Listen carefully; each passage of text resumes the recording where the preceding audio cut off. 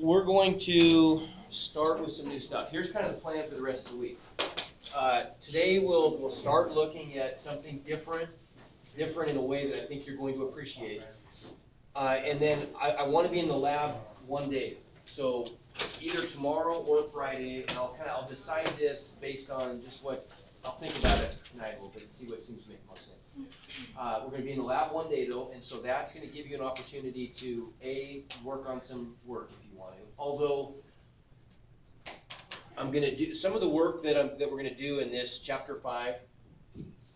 You know, it's going to be really hard for me to get it done in time on Moodle to have some of this stuff on Moodle. So I'll try to have some things done by the time we get to our chapter review, but for now I think we're going to have to work out of the textbook, which is fine. We'll have to work out of the textbook a little bit. So we'll just kind of go back to traditional mode a little bit where we'll assign some problems, we'll talk about them in class. It works fine in physics though, I really do. I think it'll be fine. I won't make anything do like I normally do. I'll give you a couple days to get questions answered and things in the interim while we're going through the stuff. But I'll put the assignments up on Moodle. Like tonight, I'll put up a couple assignments so you can get started on it if you want. So we'll be in the lab though, one of the next 2 days. You can use that opportunity if you're done with everything with the last test. You're happy with the results. You can work on stuff. You can work on this stuff. But if you need to, it also gives you an opportunity to maybe retake a test or even take a test if you weren't here when we took the test. I'm going to put in grades. I'm going to put in that test officially into grades this week. So it's going to go in, like, if not tomorrow, we'll go in on Friday. So just be aware of that. It will show up on your grades. All right, so we're going to start looking at motion. This is going to, and this is pretty fun stuff.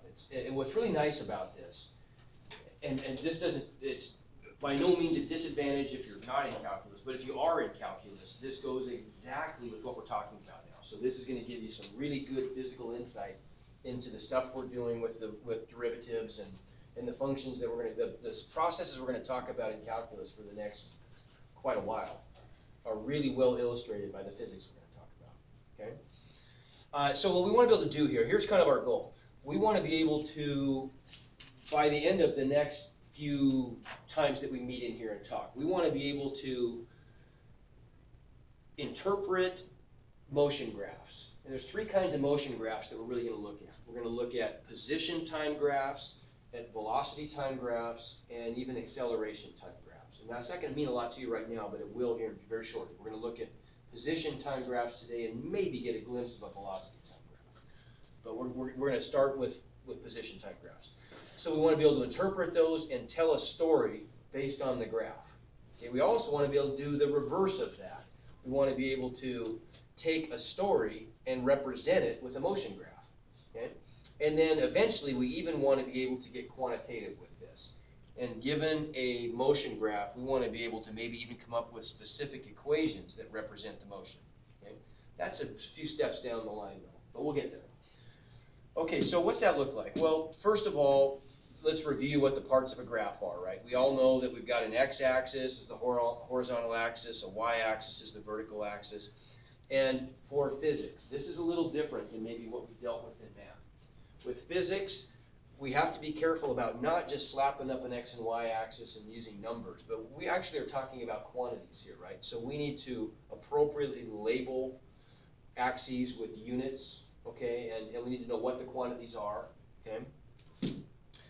For example, if we're talking about a position time graph, they're always going to look sort of like this. Instead of x and y, the x-axis is going to become the time axis. We always want to represent time on the horizontal axis. Time is always going to be the independent variable for us in physics. And so, independent variable goes on the x-axis. So that's going to always be on the x-axis. Position is our dependent variable, and that's going to be on the y-axis. Now later on, when we do a velocity time graph, we're going to have time horizontally and velocity vertically, and then eventually acceleration vertically. But time will always be on the horizontal axis. So let's take a quick look at this very, very simple position time graph. It tells us a story, perhaps kind of a boring story, but it tells us a story. Can somebody interpret this story for us? What's it doing? What's happening to this object whose motion is being graphed? What's increasing? The velocity. Okay, the velocity or what? No. The position. Okay, so the position is increasing with time. TJ. Velocity is constant. Okay, and if we get even a little more sophisticated, the velocity is constant. Now let's focus there for a second. So what this is saying is, for some reason, we're not starting at 0 this time. I don't know why. We're starting at 1. So we're starting to track the motion of this thing at 1 second. And at 1 second, what's the position? 0. So if I'm illustrating this in the front of the room, if we say this is the starting line, this is 0, at 1 second, I'm standing right here, aren't I? After 1 second after that, so after 2 seconds, where am I? 2 meters? So in 1 second, I went that far, right? After 3 seconds, so another second passes, and I'm how much further? 2 meters, right? About 4 meters now, okay? Are things gonna change much? That's the story, isn't it? Let's be a little more precise with this. I'm starting at 1 second, and I'm increasing my position by positive 2 meters every second. TJ, what did you say that meant? Velocity is constant. Okay, what is the velocity? Velocity is going to be. It's the slope, isn't it? So what can we attach a number to it here? 2. It's 2, yeah.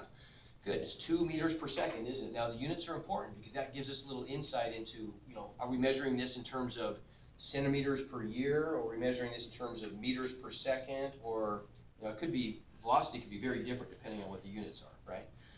Okay, but the important concept here is that the slope of this curve is given, which is actually a line. We call everything a curve in math, don't we? Even if it's a line, we still call it a curve. The slope of this function is constant, and it's positive 2. Okay, let's review slope really quick. How do we always define slope? Well, we call it m, but what is our definition of slope? It's rise over run. We always say rise over run, don't we? And that's a good way to describe it. Okay, usually on an XY graph, how do we represent the rise? Okay, it's the change in the y values, right? And so what I would encourage you to think about is delta y over delta x. We could say y2 minus y1 over x2 minus x1. But that's getting pretty formulaic, and formulas go out of our brain in a hurry. Think about it in terms of a concept. It's just the change in y over the change in x, right? Okay? Well, in this case, we got to make a little change-a-roo because it's not y and x anymore. What's our vertical quantity? Position. So I think in our book they call that d, don't they? Right? So it's going to be change in position over change in time. Okay. Well, let's take a look. Now this is what's the shape of this curve? Well, but what is this? How would you describe this function? It's linear, so it's a line, right? Good. Okay, it's a line. Does the slope of a line ever change? Doesn't, does it? In fact, it's a property or a characteristic of that particular line, isn't it? Right? So, extending that thinking, does it make any difference where the points are that I choose to use to calculate the slope? I'm going to get the same answer always, aren't I? Doesn't make any difference.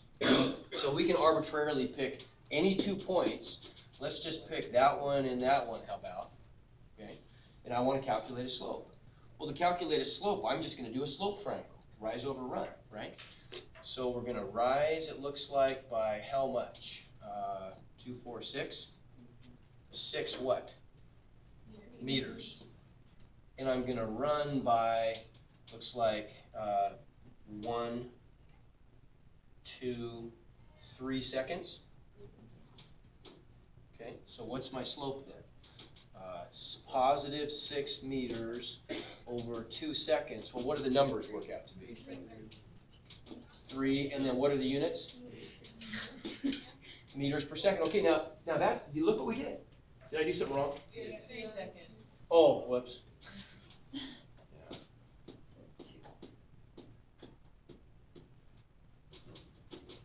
So I get 2 meters per second. But what I want to draw your attention to is that. Look what we got. This is called dimensional analysis in physics. It's handy. If we include the units in our calculations, then we have a pretty good idea if the units work out the way they're supposed to, that we're on track. If the units don't work out the way they're supposed to, we know we messed up, right?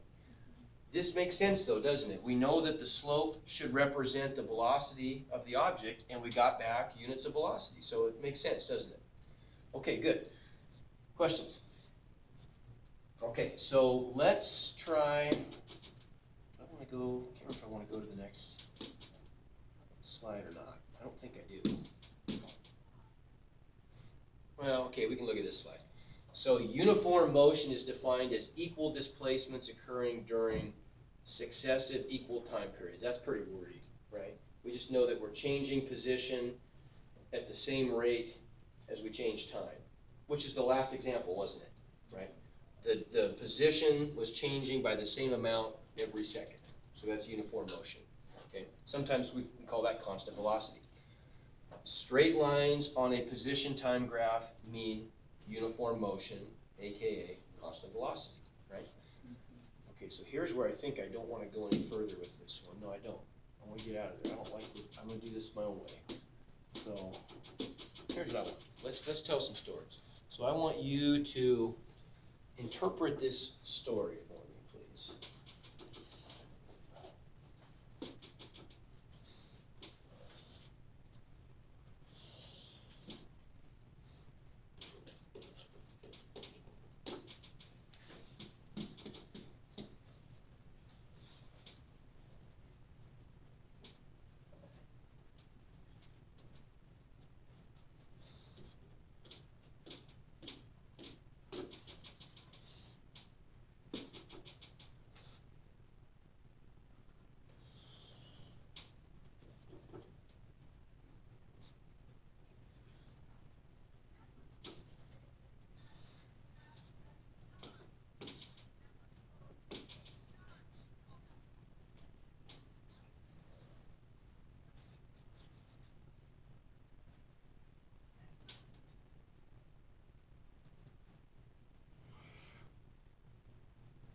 Let's label these points. Let's call this A, B, C, D, and E.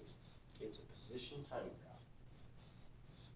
You get to tell me what to do at the front of the room here to act out that story. Okay? I'm kind of silly doing this, but it's effective. So I'm going to start here at 0, right? You want to start at 0? Okay. So when we start the stopwatch, what do I need to do from A to B? Okay, so I'm moving that way. Be more specific. Okay, so I'm gonna move that way for 3 seconds. How am I gonna move that way? Say it again. 1 meter per second, constant velocity. Okay, good. So the film from part A to part B looks like start, stop, right? Okay, good. Pretty boring. What happens from B to C? Ah, okay, I'm just gonna stand here, aren't I? How do you know that? Okay, straight line. There's 2 ways to look at this. Is the position changing? The position's staying the same, so I'm standing here. What's the slope from B to C? Ah, a horizontal line has a slope of 0, doesn't it? So my velocity is 0. 0 velocity means at rest, doesn't it? Okay. From C to D, what am I doing? Traveling back. Okay, I'm traveling backwards. What's my speed going to be? Let's see. It looks like, and that's supposed to be kind of right there, and let's say right there, so you get an idea. So now what? I rested here for 2 seconds, and then what? Going back how fast? 7/3. Is that what it is? I think it's supposed to be Oh, 6. 6. Okay. It's 2. So what's my velocity? 3. I hear it? Ah, -3. Aha. The slope is negative, isn't it? If I look at this slope and I draw a slope triangle, my rise is -3 meters over +1 second, right? So it's -3 meters per second. The negative means that direction, right? So how long do I do that? 2 seconds. Okay, I gotta go pretty fast here. I'd be really hauling, right? Do I stop here? No. fine. No, keep going out to, how far am I when I stop? -3 meters, so now I'm 3 meters to the left of 0, the starting line. And then what do I do? Go back. Return. I bounce off the wall, I guess, and I walk back at leisurely 1 meter per second? Is that the slope? Just based on the slope, right? So we're saying, all we're saying here is that the slope here is -3. Here the slope is +1. There the slope is 0. And there the slope is 1, right? And where do I stop? At the original position. At the original position. I stop at a position of 0. Make sense? Okay. Got it? Okay. Questions? Okay, I'm gonna throw something a little different at you now. Interpret this. So, what is this representing?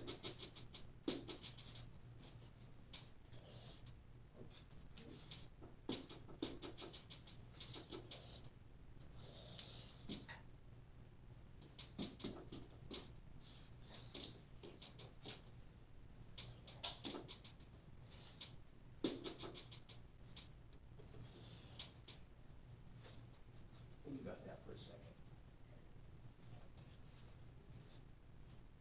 This is gonna be really good for calculus types.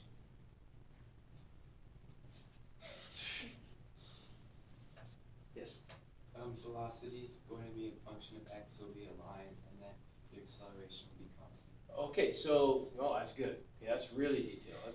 More than I was looking for, but it's impressive. So, the acceleration maybe is constant, but the main thing here is that the velocity is increasing, isn't it? Okay, now we gotta define this though a little bit. We've talked about velocity as an average velocity only, right? So as far as we're concerned, if I calculate an average velocity, and this is gonna be really interesting to calculus types, this first coordinate right here, let's say this has coordinates 0, 0. And let's say this one up here has coordinates, let's say it's 10, 10.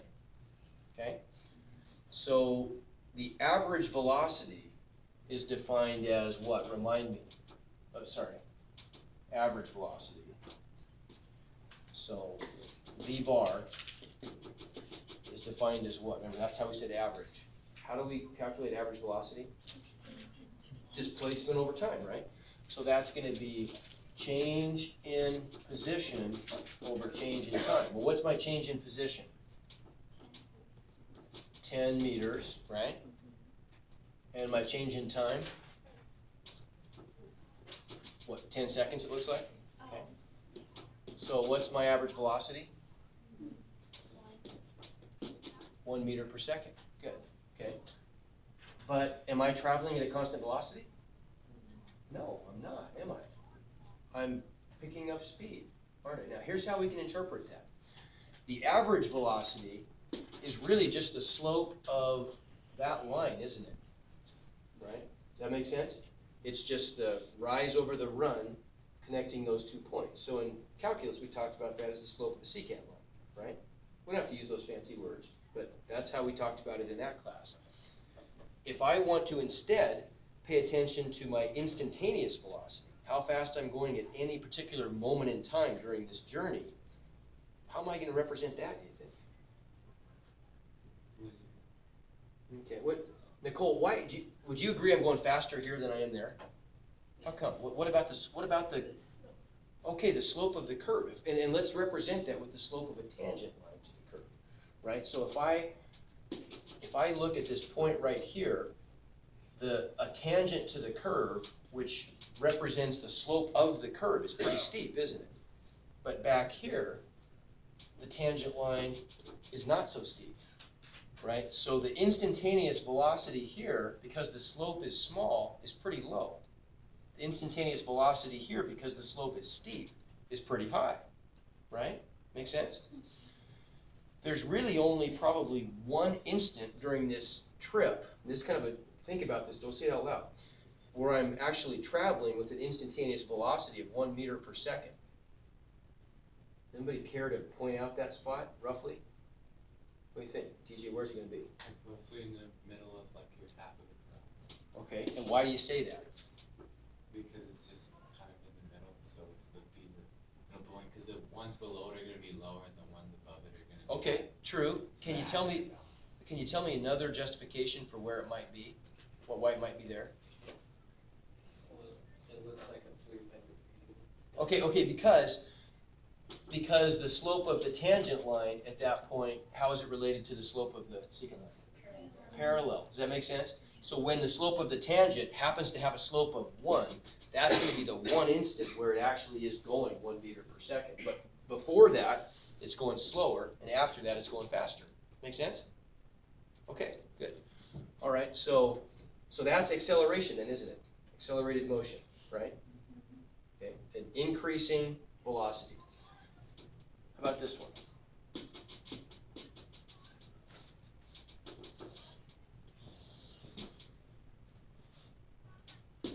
So,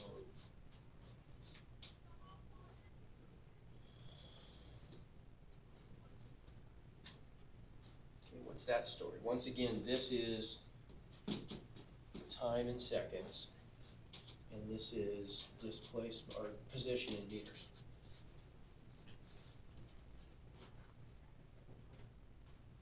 What's going on there?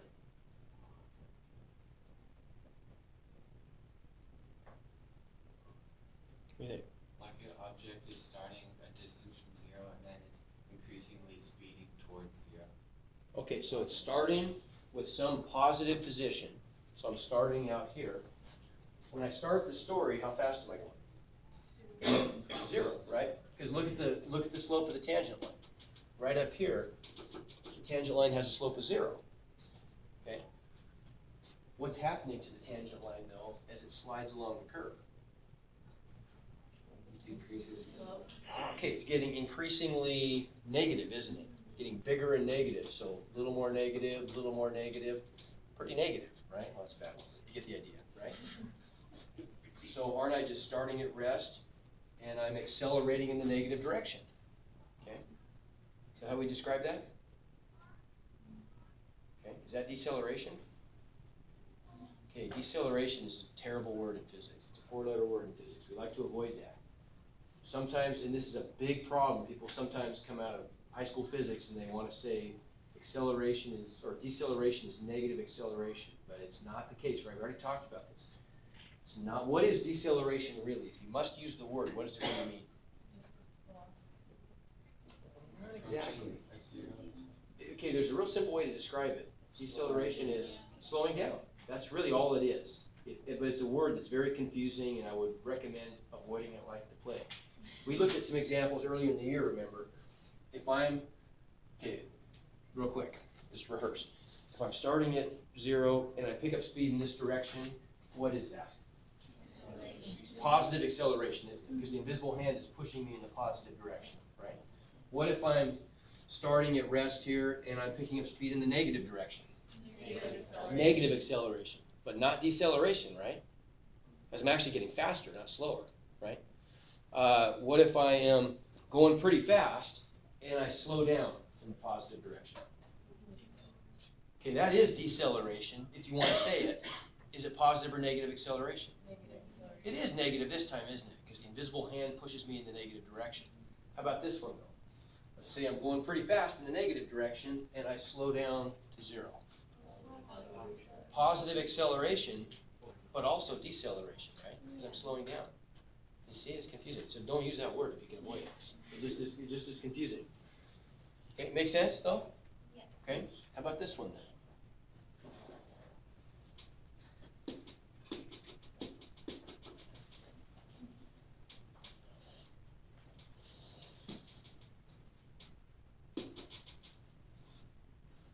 Okay, I'm gonna really throw a good one at you here. How about this?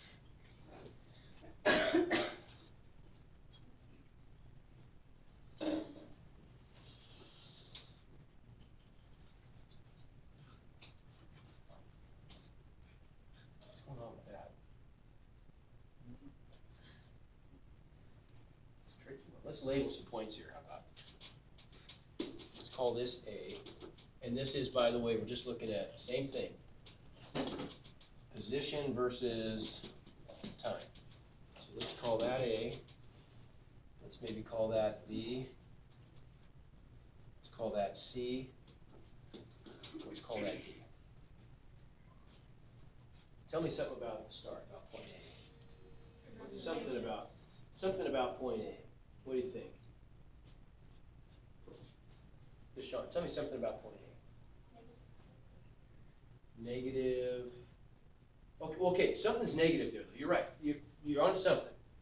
What's negative there? And let's not worry about the sign of the acceleration. Say it again. My position at A. Okay, it's 0, isn't it? So there's one thing. My position is at 0, so I'm starting right here. But what's something else going on there? Guess what else is going on? You're not moving. Right here. Am I not moving? Now, what would tell me if I'm moving or not? Horizontal. Okay, now it'd be horizontal if I wasn't moving. It's the slope tells me how fast I'm moving, doesn't it? Okay, tell me about the slope right there. Negative. It's negative and it's pretty big, isn't it? Yeah. So what does that mean then? If it's negative and pretty big, what does that mean? You're going fast. I'm going fast in which direction? Oh, that way, right? Okay, so when I actually start the stopwatch, I'm cruising, right? I'm cruising pretty fast in the negative direction. Okay, start the stopwatch. I'm cruising pretty fast in that direction, right? What's happening between A and B? Oh, okay, I'm slowing down, aren't I? If I have to say it, I'm decelerating, right? But I'm slowing down, right? Okay, so what happens, by the time I get to B, what's happening? Nathan, what's happening there? Describe that B. Looks like you're going at once. Okay, in fact, I am. Well, I mean, maybe not a constant speed, but what would my speed be there? 0, exactly, good. So I'm going from very fast, I'm slowing down to 0, and my position's negative, isn't it? So I'm way out here somewhere. Agreed? Okay, now what? Olivia, now what's going to happen from B to C? You're accelerating. I am, aren't I? I'm picking up positive speed, right? So I'm out here at some negative position, but look what happens to my slope. It goes from being at rest to being faster and faster and faster, right? Make sense? So from A to B, I did this. I slowed down. There's B. There's C right there, right? Mid-stride. Okay. What happens from C to D? I slow down, don't I? So now my speed is going to gradually decrease to 0, right? So I'm going to slow down, and where do I come to stop? Yeah, some positive distance, so right out here somewhere, right? Make sense? Okay. Let's do one more. You're getting this, though. You're starting to get the feel of this a little bit? It's a little weird at first to try to reckon. I mean, it really is. It's a little strange, but it's important to understand this relationship. So how about this one? Let's go. How about if we go?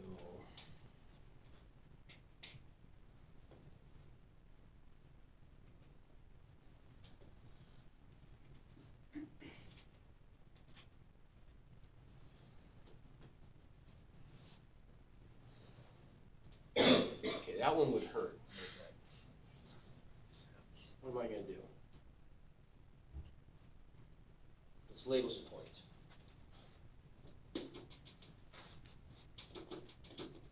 A, let's say, B, C, D, and E. Anybody tell me the parts of this story that would be painful? C and D would be a little painful. We'll see why here in a second. Okay. So what's happening with this one? Michelle, how am I going to start this one? Go fast. Where's my position? Where am I going to be located when I start the story? Positive. You're on 0. But my position is positive, right? So I'm out here somewhere. Okay. When we start the camera, start the video, what am I doing? Go fast. Okay, let's not worry about the acceleration for a second. Just tell me what's, Going negative. okay, I have negative velocity, right? Big or small? Going negative. Okay, because look at the tangent line to the curve right here. See, right here, the tangent line is steep and negative, isn't it? Does that make sense? Okay, so what's that mean? Steep negative means, well, no, don't worry about anything changing, but just at that one instant, I'm gonna be at a positive position, and I have a large negative slope of the position time graph. Really fast, aren't I? Right? Does that make sense? So I'm starting off just cruising in the negative direction. By the time I get to B, what happens? Okay, I slow down to 0, right? Because look at the tangent there. It's horizontal, right? So far, A to B, I'm going really fast, slow down, now what? Then I'm going to pick up speed again in the negative direction, right? I'm going to re-accelerate, and by the time I get to here, I'm going pretty fast, and this hurts. Now what happens? Ooh, I stop very, very quickly. So I hit something maybe. Someone sticks a board out here or something. I run into the board, and then what? Go back again. Probably get stunned, and then I just then I slowly pick up speed again, right, in the negative direction. By the time I get down to here, this is really even more painful, right? Because now when I get down to here to some negative value, I'm going pretty fast, and boom, hit the wall, literally. And then I kind of bounce off, and I pick up speed in this direction, and I'm pretty woozy by the time I get back to here, going pretty fast in that direction, right? Does that make sense? Okay. All right, you got it. I really think you're getting this now. This is good. So if you can interpret that, that's good. I mean, that would be considered kind of a hard position time graph to see, right? Okay, now let's take the next step. I know we're getting pretty close to the end, but man, this small class, we can really, it's just better. I mean, we can really get, communication is so much better. Let's try this. We're going to do something a little tricky here. I want to create, I'm going to start off by superimposing the graphs, but then we'll pull them apart and separate them. Okay, so what I want to do is I want to graph at the same time a position time graph and a velocity time graph. So on this horizontal axis, we're going to have time in seconds, and in blue, we're going to graph position, and then we're going to graph the corresponding velocity time graph. Okay? So how about this one? What if I go, start here,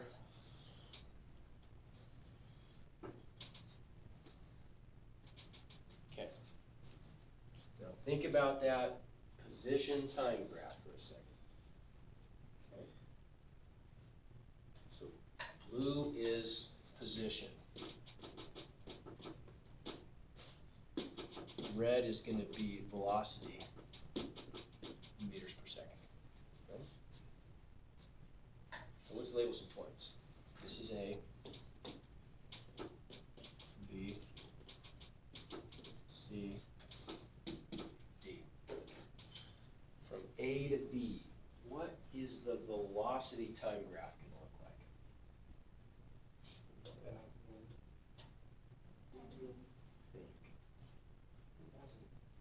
Great, you answer one. Yeah. Come again.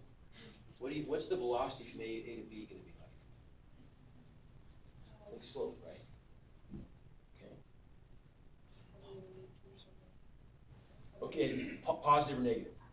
Positive, right? Does it change? No, it stays the same, right? It's a line, so the slope is constant and positive. So doesn't it mean that the velocity from A to B is constant and positive, right? So that's just going to look, I'm not going to worry about the numbers. That's going to look something like this, isn't it? Agree? Right? V is the velocity, or red is the velocity, right? So doesn't that mean the velocity has a constant value, positive value? Everybody see that? Okay. What about from B to C? Oh, it has a velocity of 0, doesn't it? So the graph has to jump down to here now, the velocity time graph, doesn't it? Now, calculus types, we probably need to do that. Okay. Because that makes sense? Yes. because we can't, and we'll see why. This has to do with the stuff we started to talk about today. We didn't quite get to this point, but remember in calculus we talked about places where derivatives don't exist. One of them was at a sharp corner, but you're getting a little sneak peek at what we'll talk about next time, also breaks into function, right? So that's not a big deal. If you're not in calculus, don't worry about that. That's not important at all. But for people in calculus, I want to illustrate a point, okay? This just means there's a hole in the function there. It's not defined there, right? Okay? Because we can't really define a velocity where we go instantly from positive to 0. That's impossible to do, first of all. This is not a realistic position time graph. But for now, it's okay. What about from C to D? So where am I going to put the line? Ah, yeah. So I'm going to go down here, aren't I? Like that. Does that make sense? Good. Okay. You see that we're telling the same story? Just in a different way? I could look at this velocity time graph, and all it says, now the one thing it doesn't tell me though, would you agree that it doesn't tell me where I start? Okay, but if we include that maybe I start at position equals 0, then the velocity time graph tells me everything I need to know, right? Because it's telling me start the stopwatch, positive velocity for a while, stop, 0 velocity for a while, negative velocity for a while. Same story, right? Okay, let's do another one.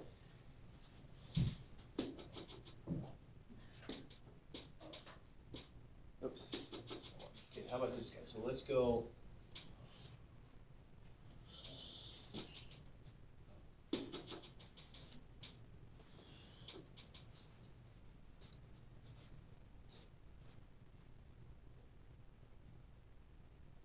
That's position, right?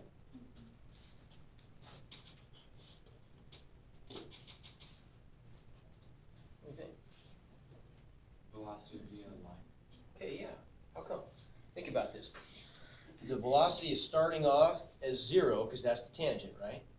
It's getting bigger, and at the top, it's the biggest. Now, if we assume that I drew this well and I drew it smoothly, we could take from that, we could assume from that the velocity is changing at a constant rate, right? And so it might just look like this, right? Something like that, where it's supposed to be straight. Agreed? It starts at 0, and the velocity increases uniformly with time. Make sense? Right? What you got to do here, and this is tricky, when you're comparing position time graphs to velocity time graphs, remember it's the slope of the position graph gives you the value of the velocity graph, right? So where the slope is big on the blue graph, the value of the red graph is going to be big. Make sense? Okay, let's do another one. How about, oops, let's just go back. How about this one?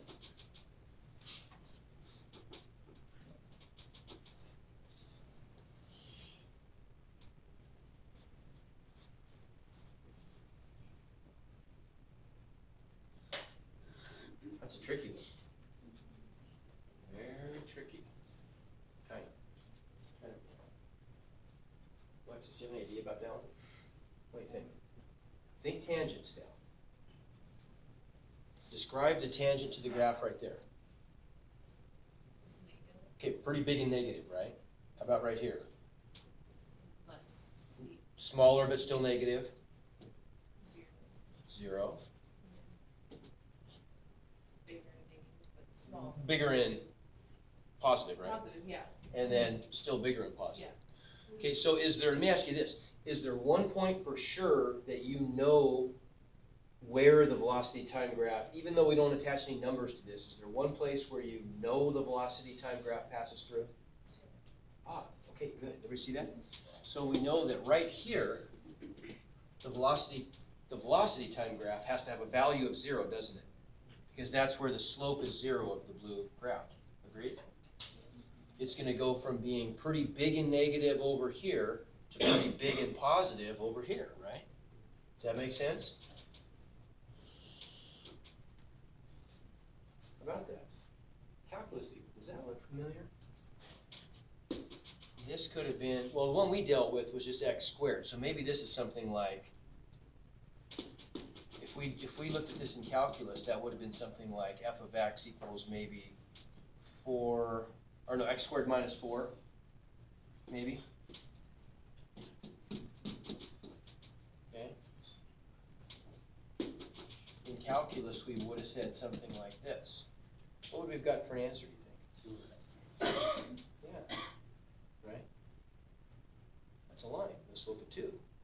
This is a parabola, right? If you're not in calculus, don't panic. This is just, I just want to make a point, we talked about this today. Okay. Make sense? Okay. All right, I think we're pretty good. We're pretty good. Questions on any of this? You're getting it. You really are getting it. I will put up a couple short assignments. You definitely, I would expect that you should definitely. Good afternoon, Buckaroos. It's Charlie here for Take a look Charlie at the Chat Time. textbook. It's not- The it's not Mud time Wars reading. mandatory Go through meeting it. is tomorrow during TA. All girls and captain boys must be there to pick their themes for Mud Wars. Tomorrow night for cross country is senior night at Wild Horse starting at 4 p.m. Tomorrow is also Dick Pink night for the volleyball girls starting at 6